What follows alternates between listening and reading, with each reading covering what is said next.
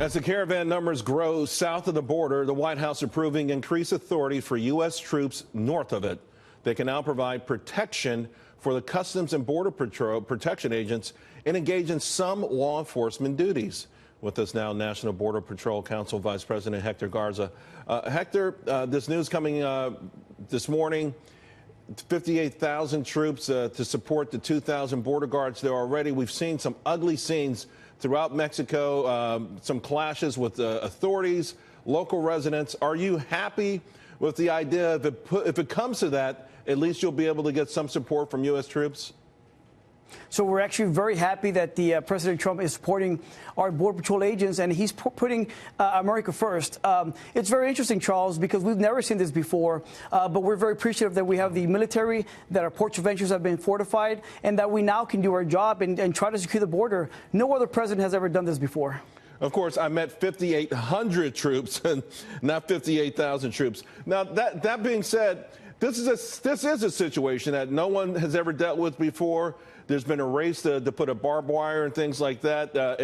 There's so many miles, though, to protect, and there's so many unknowns. How do you feel about this now? The moment of truth is coming upon you very quickly. Well, it's like you said, it's never been done before. And guess what? We do have to take these extreme measures. If people try to come over that border fence or that border wall, or they try to cross the Rio Grande River down in Texas, we're going to have to stop those people. We're going to have to arrest them, detain them, process them, and hold them. And we won't be able to do that without the help of the U.S. military. This is definitely not a political issue, and this is just about border security and caring about the American public and the American communities.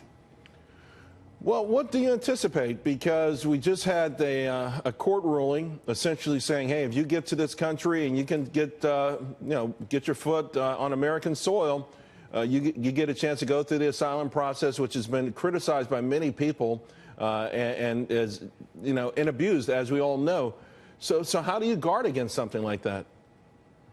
So we do expect for people to start crossing the border illegally. Our Border Patrol agents are ready. They've been trained. We do have our U.S. military members that are also at the ready to be able to process these people and detain these people, as a matter of fact. And if it wasn't for the actions of President Trump of sending the military, there was no way our Border Patrol agents would have done this job without that support. Because you have to keep in mind that we don't have detention space. We don't have the proper transport vehicles. And because of the military, now we'll be able to handle this type of work. Now, it's not going to be easy. A lot of our agents will be assaulted.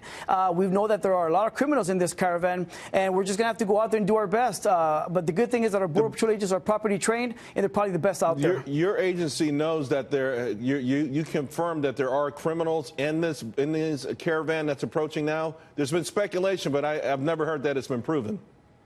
So there should be no speculation. What's interesting is that our U.S. government has great intelligence in this country, and we do have confirmed information that there are numerous criminals in this caravan. We know that there are people in this caravan that have been deported after serving time. As an example, our Border Patrol agents arrested a couple weeks ago an alien that had been convicted of murder in Austin, Texas, and days after he was deported, he was apprehended by our Laredo Border Patrol agents. So we know for a fact that these criminals, once they get deported, once they're coming from their countries, these gang members, we know that they're going to make it into the United States, or they're going to try. Real quick, Hector, they'll be met by our Border Patrol agents. Before we wrap it up, the overarching majority of these folks coming in, will it be catch and release, or catch and house in these temporary quarters that the military helped build? How are you going to handle them once they cross the border?